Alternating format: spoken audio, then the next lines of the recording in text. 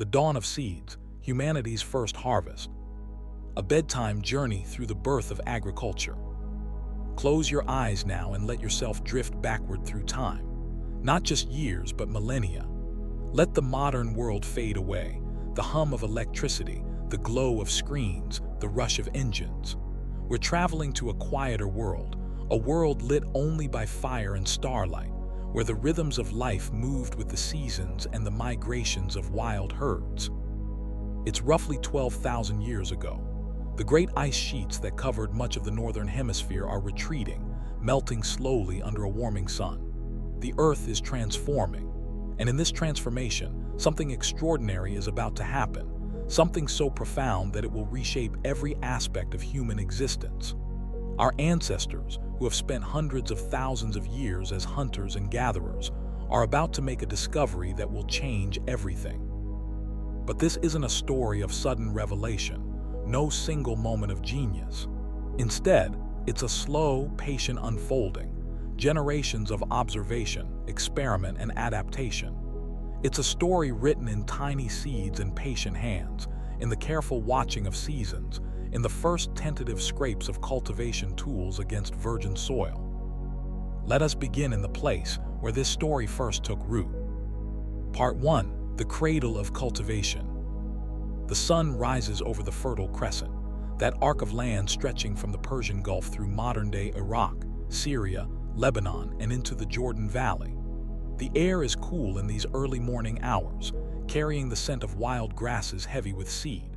If you were standing here 12,000 years ago, you would see a landscape far lusher than today's Middle East, a mosaic of oak woodlands, pistachio groves, and vast fields of wild cereals.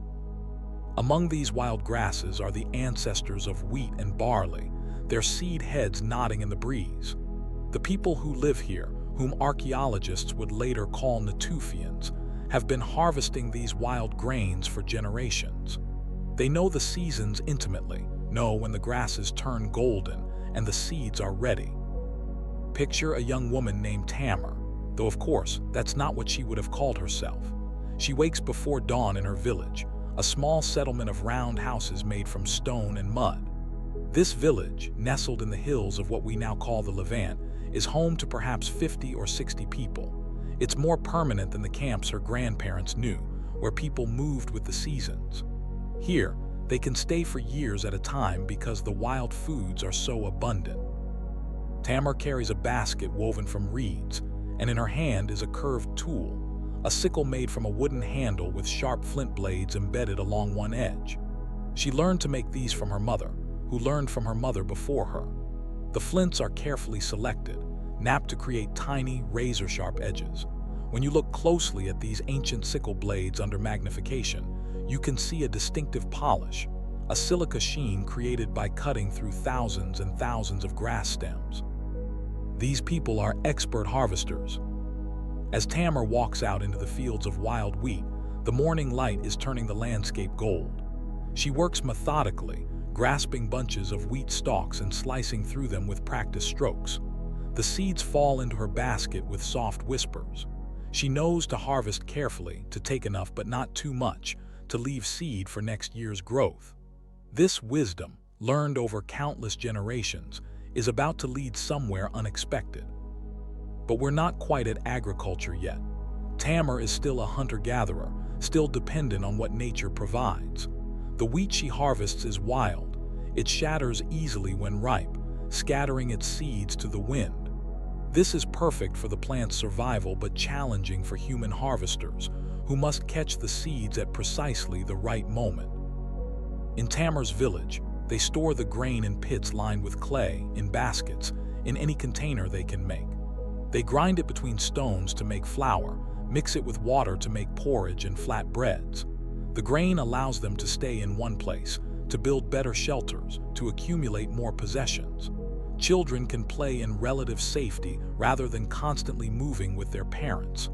Old people can rest rather than struggle to keep up with nomadic migrations. This sedentary lifestyle, this settling down, is one of the crucial steps toward agriculture. But the transformation is happening so slowly that no one alive is aware of it. No one sees the great wheel of change beginning to turn. Let the years pass now like leaves falling from a tree. 10 years, 20, 50.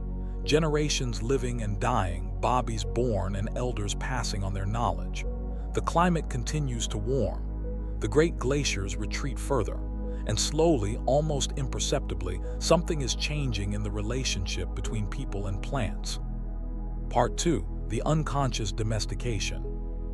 Imagine now that you're watching this same valley from above, from some impossible vantage point where you can see centuries unfold like time-lapse photography.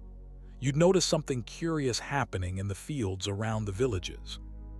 The wheat growing nearest to human settlements begins to look different from its wild cousins. Subtly at first, the seed heads don't shatter quite as easily.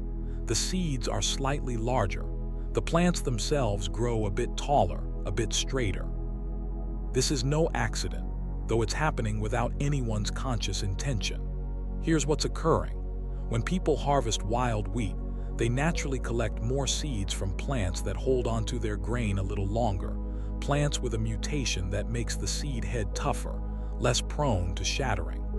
These are easier to harvest because the seeds don't fall to the ground at the slightest touch. When some of these harvested seeds accidentally spill around the village, or when they're thrown out with refuse, or when the storage pit is disturbed, these less shattering seeds sprout.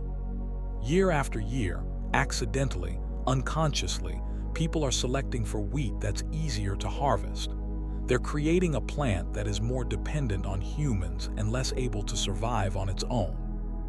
It's evolution in action, guided by human hands that don't yet know they're guiding anything at all. There's a beautiful paradox here. Wild wheat's survival strategy is to scatter its seeds far and wide on the wind.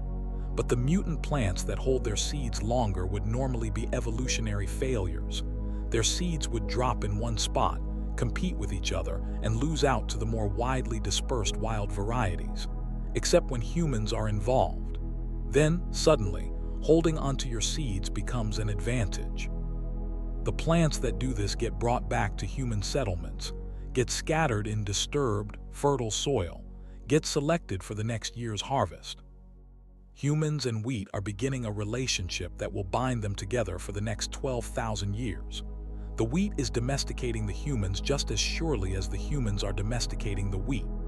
People will reorganize their entire lives around the needs of this plant, tilling soil, pulling weeds, driving away hungry birds, harvesting, thrashing, storing, protecting. They will become servants to their crops, though they think of themselves as the masters. But we're moving too quickly.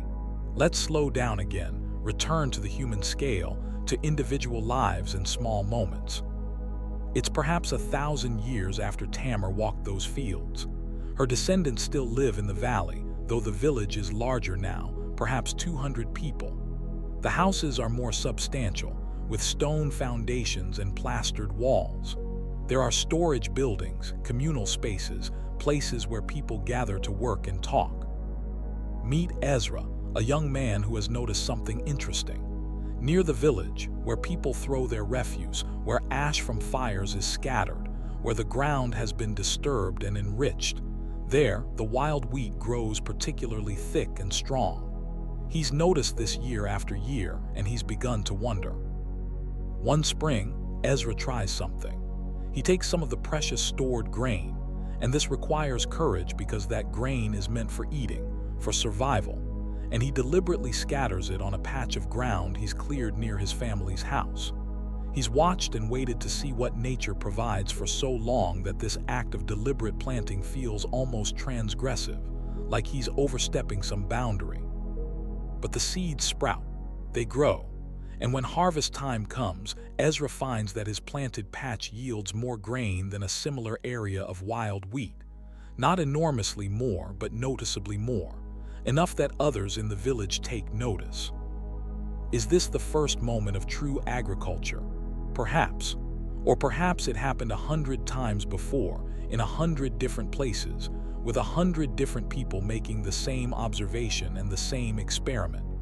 The truth is lost to time, buried under millennia of soil and silence. What matters is that the idea begins to spread, deliberately scattering seeds in cleared ground, pulling out competing plants, returning to the same patch year after year. These are small steps, but each one takes people further from pure hunter-gathering and closer to true farming. Let your breathing slow now, deep and regular, as we watch these changes unfold across the landscape. Imagine decades passing like clouds drifting across the sky. The villages grow, the cleared patches expand, the wheat continues to change, generation by generation, becoming more and more dependent on human cultivation. And it's not just wheat. Barley too is being transformed. Rye, lentils, peas, chickpeas. Each plant has its own story of domestication, its own mutations that make it more suitable for human use and less able to survive in the wild. Larger seeds, tougher seed heads, more predictable germination, all selected unconsciously at first, then with growing awareness. Part 3. The Village by the Spring. Let us visit now a specific place, a village that archaeologists would later call Jericho. It sits beside a spring in the Jordan Valley, a place where water bubbles up reliably year after year. The spring creates an oasis, a green paradise in an increasingly arid landscape. This is roughly 10,000 years ago. The village is remarkable. Perhaps 1,000 people live here, an extraordinary number for this time. They've built a stone wall around the settlement and a tower that still stands today, 28 feet high, a testament to organized labor and community cooperation. Why build such defenses? Perhaps to protect their stored grain, their accumulated wealth from raiders. Or perhaps, and this is more prosaic but possibly more accurate, to protect the settlement from mudflows and floods. Either way, the tower and wall represent something new in human organization, a community large enough and coordinated enough to undertake major construction projects. The people here are definitely farmers now, though they still hunt gazelles and gather wild plants. Their wheat and barley are fully domesticated, unable to survive without human cultivation. The fields around Jericho are tended carefully, watered from channels leading from the spring. Let's imagine a woman named Mara who lives in Jericho. She wakes each morning in a rectangular house made of mud bricks. Another innovation, these bricks, this more efficient building material. Her house has several rooms, storage areas, a courtyard. This is permanent architecture, meant to last for generations. Mara's day is structured around agriculture. In the growing season, she tends the fields, pulling weeds that compete with the grain, driving away birds and rodents that would eat the seeds. She's learned that if she throws water on particularly dry patches, the plants grow better. She's learned which plants are weakest and need more attention. At harvest time, the entire community works together. The grain is cut, bundled, dried, threshed by beating the stalks to separate the grain from the chaff, then winnowed by tossing it in the air and letting the wind blow away the lighter chaff while the heavier grain falls back down. It's labor-intensive, backbreaking work. Mara's mother has a curved spine from years of grinding grain between stones, from bending over in the fields. This is a crucial point worth pausing over. Agriculture, in many ways, made life harder for most individuals. The skeletons of early farmers show more signs of nutritional stress, more dental decay from grinding grain, more repetitive stress injuries than the skeletons of hunter-gatherers. People worked longer hours for a less varied diet. So why did they do it? Why did farming spread? The answer isn't that farming made individuals better off. It's that farming allowed populations to grow.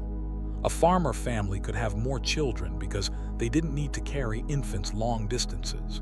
They could have children spaced closer together because they had soft porridge to feed bobbies when they were weaned. A plot of land under cultivation could feed more people than the same land left wild, even if each individual was less healthy. In the long run, farming communities outgrew hunter-gatherer bands simply through numbers. More people meant more warriors if it came to conflict, more workers to clear new fields, more children to carry on the community. Agriculture spread not because it made people happier or healthier, but because it made them more numerous. Myra doesn't know any of this, of course. She doesn't have hunter-gatherers to compare herself to. Those lifestyles are fading memories, stories told by the oldest elders about how their great-grandparents lived. To Myra, this is simply life, the cycle of planting and harvesting, the security of stored grain, the satisfaction of a full storage pit as winter approaches. Let the scene fade now, gently, like mist evaporating in morning sun. We're going to shift our view, pull back and look at the broader sweep of change spreading across the ancient world. Part 4. The Agricultural Wave. While farming is taking root in the Fertile Crescent, something similar is happening independently in other parts of the world. In China, along the Yellow River Valley, people are beginning to cultivate millet, a small seeded grass that thrives in that climate. They're also experimenting with rice in the Yangtze River Valley further south.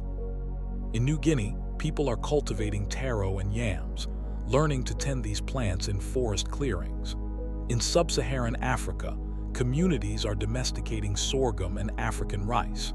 In Mesoamerica, a people who will never have contact with the Middle East are transforming a wild grass called teosinte into something we would recognize as corn, though the process will take thousands of years. Each region has its own suite of crops, its own story of domestication. But the pattern is remarkably similar.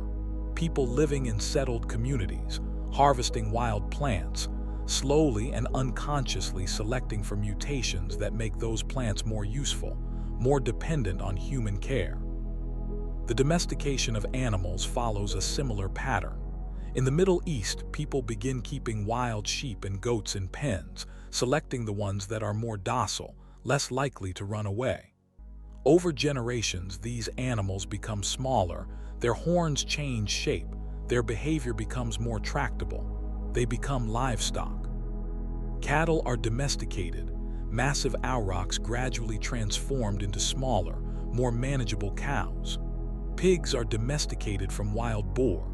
In other parts of the world, other animals join the human enterprise. Llamas in South America, water buffalo in Asia, chickens from jungle fowl in Southeast Asia. This wave of domestication, this agricultural revolution, spreads outward from its centers of origin over thousands of years. It spreads through migration, as farming communities have children who grow up and need their own land, who move into new territories, clearing forests and establishing new fields. It spreads through cultural contact, as hunter-gatherers see the advantages of farming and adopt it themselves. It spreads through displacement, as farming populations simply outnumber and outcompete hunter-gatherer groups. Imagine watching this from above, from that impossible vantage point again. You'd see farming spread like ripples on a pond, moving outward from the Fertile Crescent into Europe, into North Africa, into Central Asia.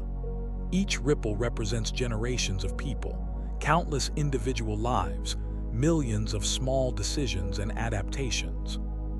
The spread isn't uniform or simple. Different crops suit different climates.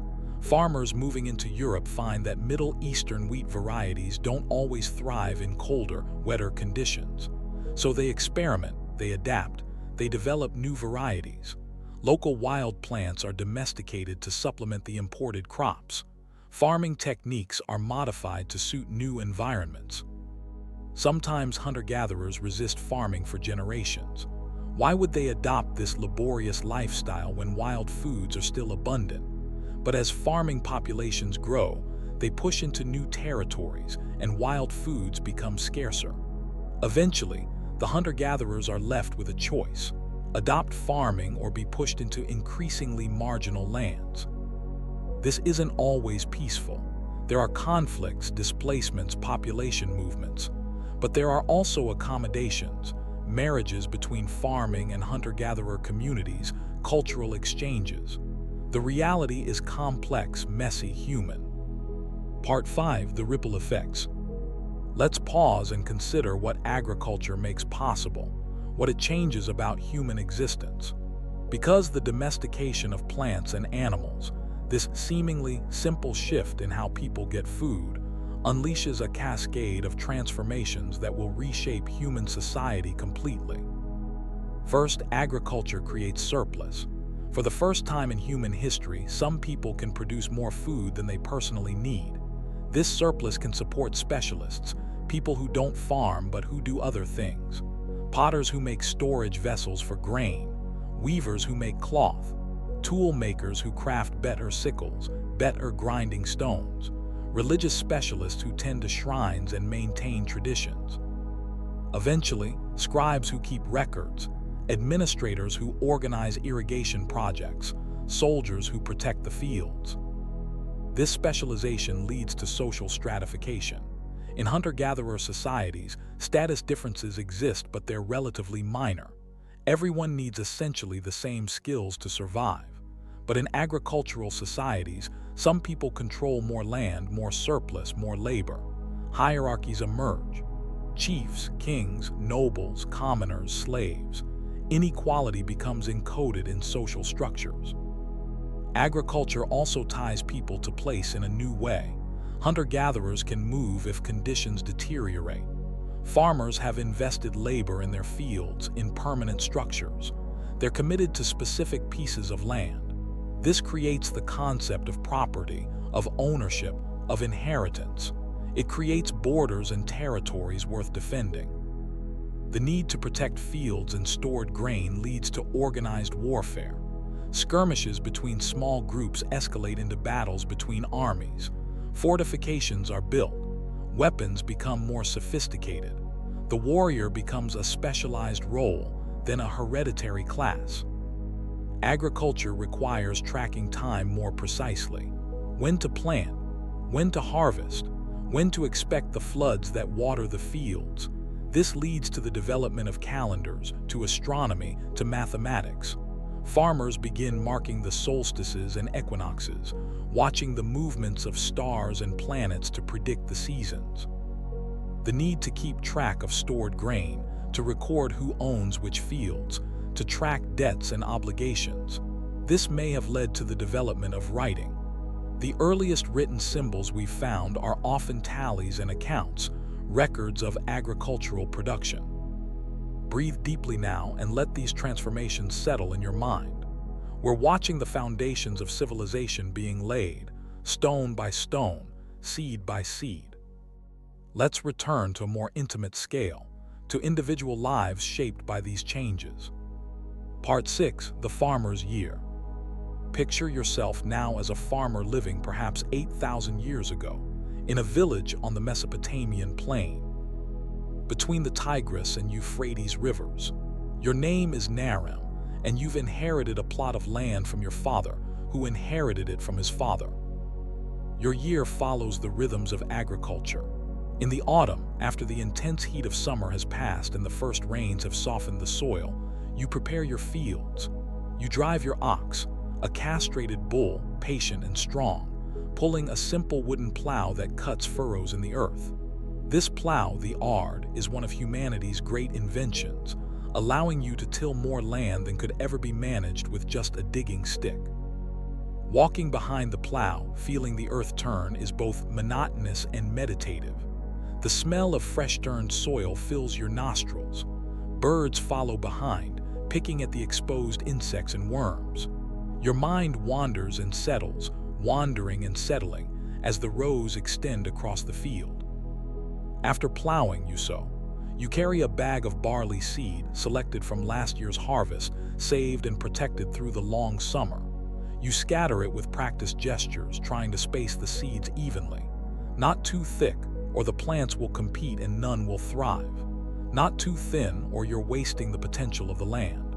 This is knowledge gained through years of experience, through observation and adjustment.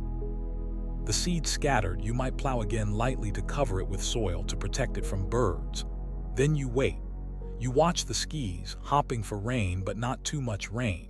You perform the rituals your village priest prescribes, offerings to ensure the gods' favor. Whether these rituals help or not, they provide structure, community, a sense of control in an uncertain enterprise. When the shoots emerge, green and tender, you feel a surge of relief and pride, life returning the promise of harvest. But this is also a time of vigilance. Weeds must be pulled. Birds must be frightened away. If the weather is dry, you might carry water from the river, bucket by bucket, an exhausting labor. As the barley grows tall, turning from green to gold, you watch for the right moment to harvest. Too early and the grain won't be fully developed. Too late and it might shatter and be lost. The whole village helps with harvest, everyone working together because the timing is critical and the labor intense. After harvest comes thrashing and winnowing, then storage. You pour your grain into large clay jars or into a storage room in your house, calculated to last until next harvest. You pay your taxes. A portion of your grain goes to the temple, another portion to the chief who organizes the village's defense and maintenance of irrigation canals. What remains is for your family, and if the harvest was good, you might have extra to trade for things you can't produce yourself. This is your life, repeating year after year.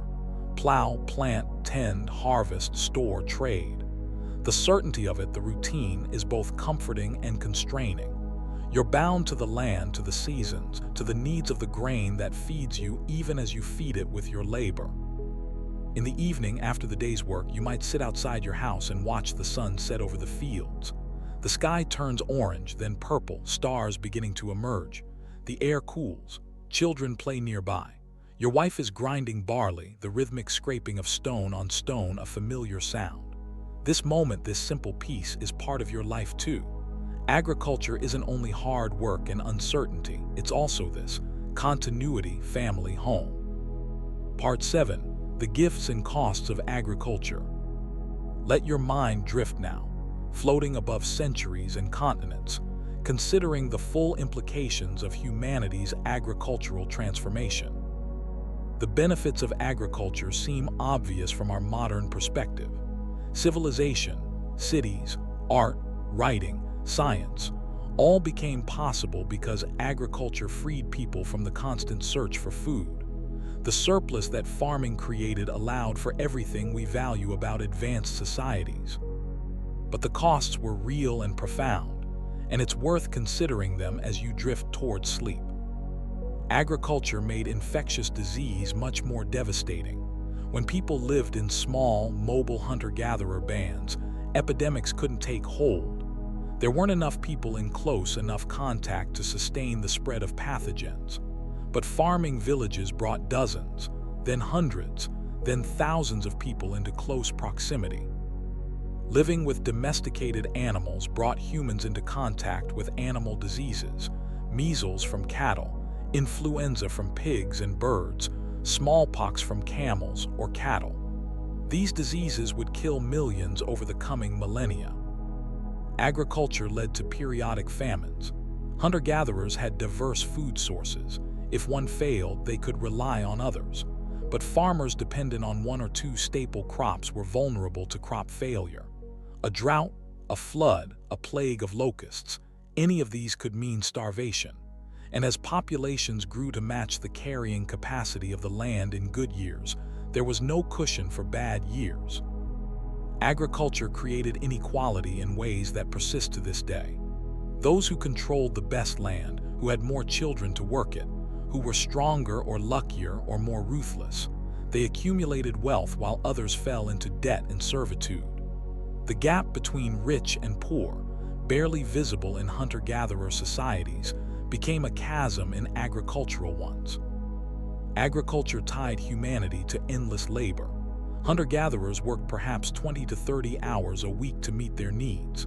Farmers worked from dawn to dusk, especially during planting and harvest. They worked harder for a diet that was often less nutritious and less varied. Archaeological evidence shows that the adoption of agriculture often led to decreased height, worse dental health, and signs of nutritional deficiencies. And yet agriculture spread everywhere it could and humanity embraced it. Why? Perhaps because agriculture, whatever its costs to individuals, made societies more powerful. A farmer society could field larger armies, could occupy and defend more territory, could support specialists who developed better weapons and strategies. In competition with hunter-gatherers, farmer societies almost always won, not because farming made life better, but because it made societies stronger. Or perhaps it's simpler than that. Perhaps once a few people in a region adopted farming, everyone else had to follow or be displaced. Agriculture, once begun, became a trap, a commitment that couldn't be reversed because farming populations grew too large to be supported by hunting and gathering. The anthropologist Jared Diamond called agriculture the worst mistake in the history of the human race. Whether that's true or not, it's certainly one of the most consequential. It set humanity on a path we're still following, for better or worse, 10,000 years later. Part 8. The Cradles of Domestication. As you settle deeper into rest, let's take a gentle tour of the different centers where agriculture arose independently, each with its own unique crops and conditions. We've spent much time in the Fertile Crescent, but this was only one of several independent inventions of agriculture. In China, along the Yellow River, farmers were cultivating foxtail millet and broomcorn millet around 9,000 years ago. These small-seeded grains were suited to the dry conditions of northern China. The farmers here lived in villages similar to those in the Middle East, with pit houses and storage facilities for grain. Over time, they would develop their own sophisticated agricultural traditions, eventually adding rice cultivation as techniques spread from the south. In the Yangtze River Valley of southern China, rice was being cultivated perhaps as early as 8,000 years ago. Early rice farming was different from grain agriculture in the north. It required managing water levels, creating paddy fields that were flooded during the growing season. This was labor-intensive but productive, allowing dense populations to develop. In New Guinea, people were cultivating root crops, taro, yams, bananas, perhaps as early as 7,000 years ago. Archaeological evidence shows forest clearing and drainage ditches for cultivation.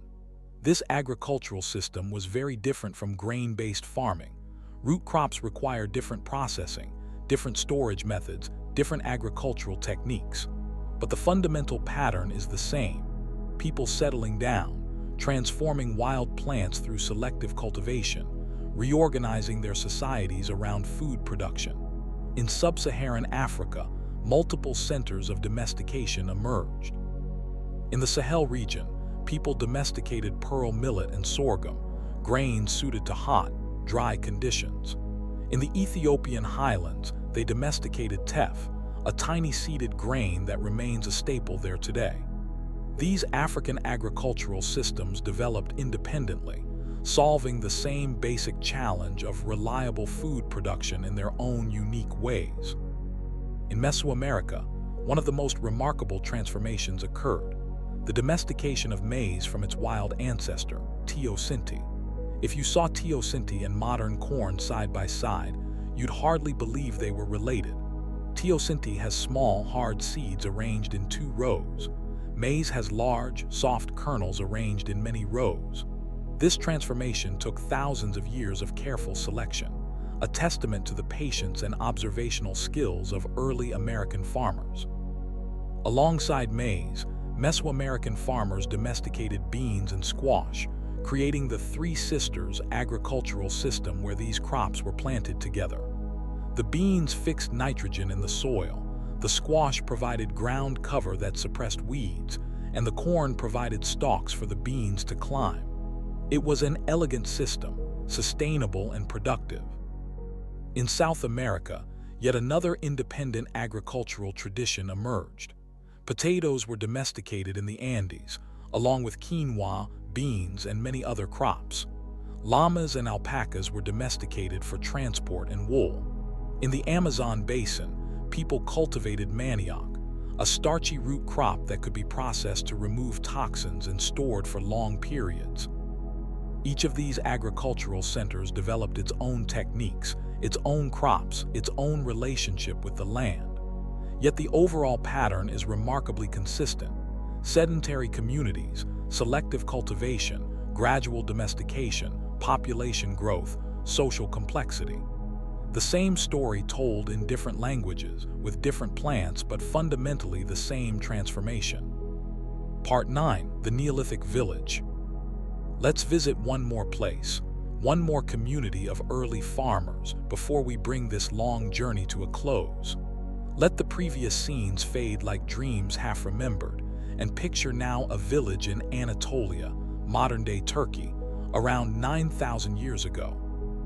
This place, which archaeologists call Çatalhöyük, is unlike anything we've imagined so far. It's large. Perhaps 8,000 people live here at its peak, one of the largest settlements in the world at this time. But it's strange in ways that would surprise you. The houses are built right up against each other, forming a honeycomb with no streets, no alleys between buildings. To enter your house, you climb onto the roof. The roofs form the walking surfaces of the town and descend through a hole using a ladder. The houses are remarkably similar in size and layout, suggesting a society with little hierarchy or inequality, unusual for a settlement of this size. Inside, the houses are plastered with white clay, repainted regularly. Some walls have elaborate paintings, bulls, leopards, human figures, geometric patterns. The dead are buried under the floors and platforms where people sleep, keeping the ancestors literally at the foundation of the home. Imagine living in this dense, interconnected community. You wake in the morning light filtering through the roof entrance. You climb the ladder up to the roof, emerging into the morning air. All around you, other people are doing the same, appearing on their roofs like prairie dogs from burrows. Smoke rises from cooking fires. The smell of baking bread fills the air. You walk across the roofs, sturdy enough to support your weight, to reach the edge of the settlement where fields stretch out. Today you'll be harvesting lentils, checking the wheat, pulling weeds from the barley. The work is constant, but it's shared work, communal work. You labor alongside neighbors, talking, singing, sharing the burden. The people of Çatalhöyük cultivate wheat, barley, and lentils. They keep sheep and goats, though they still hunt wild cattle and deer.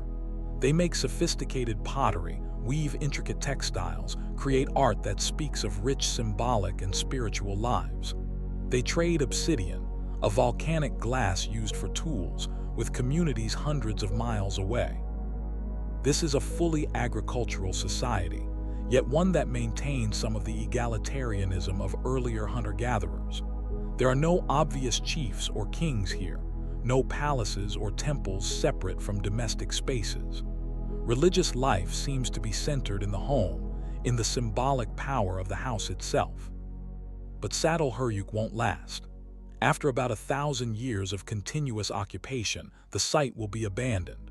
The reasons are unclear, perhaps environmental degradation from over-farming, perhaps social tensions, perhaps disease. The people will disperse, founding new settlements, continuing their agricultural way of life but in smaller, less densely packed communities. This pattern, settlement, growth, collapse, dispersal, new settlement, will repeat across the agricultural world for thousands of years. Agriculture enables large, dense populations, but it also creates new vulnerabilities: disease, resource depletion, conflict over land and water. Human societies will spend millennia learning to manage these challenges, with varying degrees of success. Part 10. The Long Shadow of the First Harvest. As you drift deeper into sleep, let's reflect on the immense shadow that those first planted seeds cast across all of human history. Everything about our modern world traces back, in some way, to the agricultural revolution. The cities we live in exist because farming creates surplus food.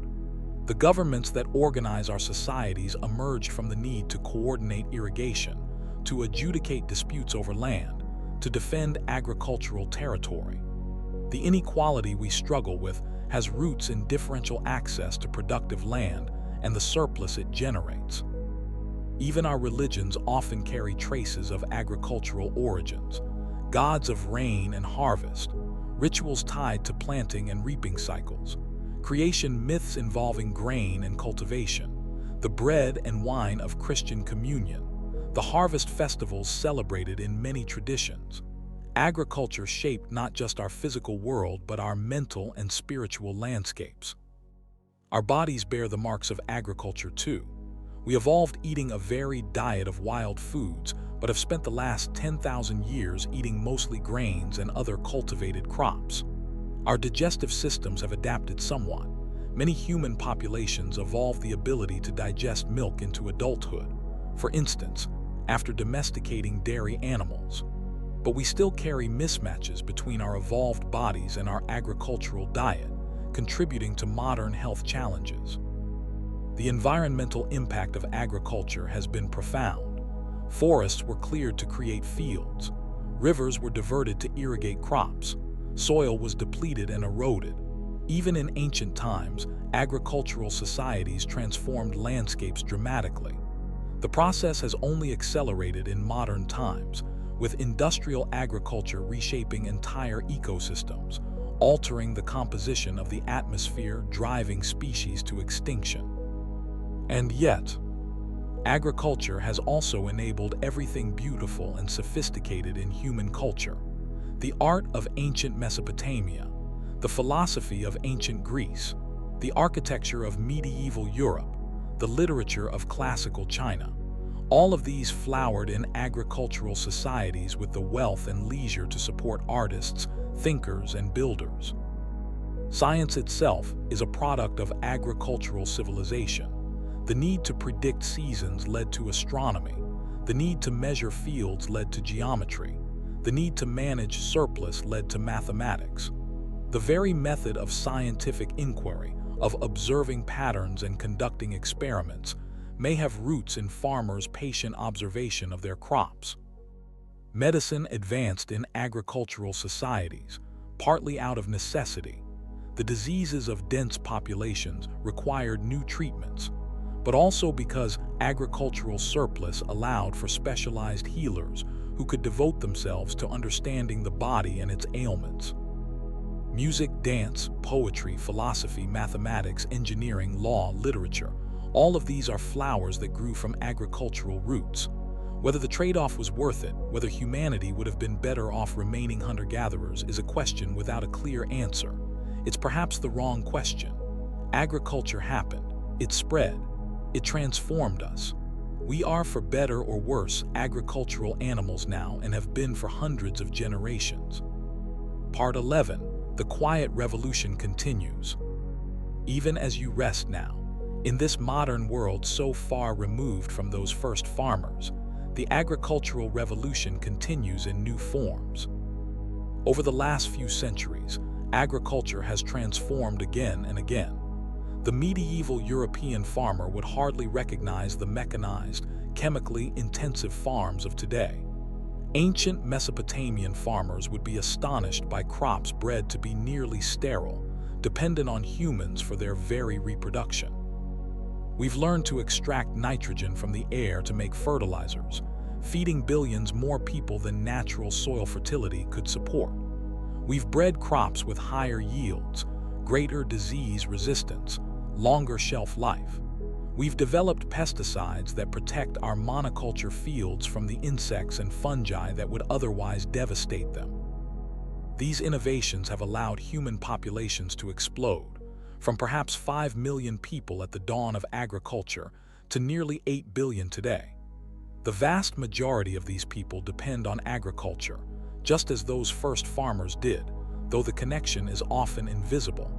The grain that feeds you was likely grown by someone you'll never meet, on land you'll never see, transported thousands of miles to reach your plate. But the same fundamental relationship holds. Humans need plants. Plants in their domesticated forms need humans. We're bound together in an ancient compact formed in those first fields of the Fertile Crescent, an agreement written in seed and soil that can't easily be broken. Modern scientists speak of the Anthropocene, a geological epoch defined by human impact on the Earth.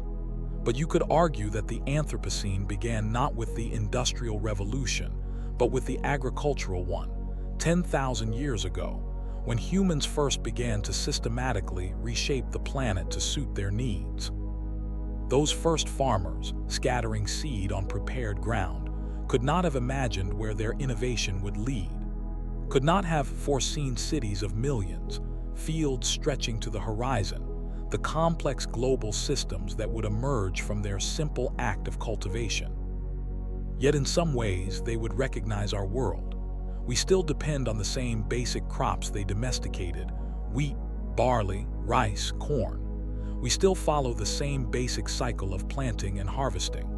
We still worry about rain and drought, still hope for good harvests, still struggle with the fundamental challenge of feeding ourselves from the land. The story of agriculture is, ultimately, a story about humanity's relationship with nature, not as separate from it, not as masters of it, but as participants in it, shapers and shaped, domesticating and domesticated in turn. Part 12. The Dream of the First Planter. Let yourself sink now into the deepest rest, and imagine with me one final scene. It's 12,000 years ago in the hills of the Levant. A woman whose name is lost to time stands at the edge of a field of wild wheat. The sun is setting, painting the grain heads gold and orange. She holds seeds in her hand, seeds she's been saving, planning to scatter in a clearing she's made near her village. Tomorrow she'll plant them. Tomorrow she'll take this step toward agriculture, though she doesn't have a word for what she's doing, doesn't know she's beginning a revolution. Tonight, she's simply a person who has noticed patterns, who has thought about possibilities, who is willing to try something new. She doesn't know she's making history. She's just trying to feed her family, to make life a little easier, a little more secure. She scatters a few seeds now, almost unconsciously, and watches them fall among the wild grasses. Will they grow? Will this work?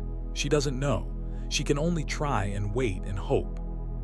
And in that simple gesture, the scattering of seeds on hopeful ground, is contained everything that would follow. The villages and cities, the temples and palaces, the wars and peace treaties, the art and science, the whole grand, complicated, beautiful, terrible story of agricultural civilization. She turns back toward her village as the light fades, the seeds forgotten already, absorbed into the larger pattern of her life and concerns. Behind her, in the gathering darkness, those seeds rest in the soil, waiting for rain, for sun, for the chance to grow. And they will grow. The woman will return to tend them. Others will see and imitate. The knowledge will spread. The world will change. But that's tomorrow's story. Tonight, there's just the quiet hillside, the cooling air, the first stars appearing in the deepening blue.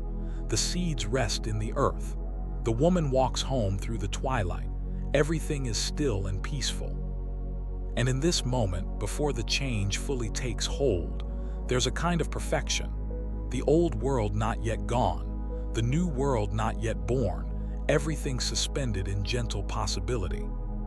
Rest now. Let these images fade. Let the long story of agriculture settle into your mind like sediment drifting down through clear water. The seeds are planted. The harvest will come. But now, in this timeless moment, there is only sleep and dreams and the quiet dark. Tomorrow is for growing. Tonight is for rest. Let go now. Breathe deeply. Sleep.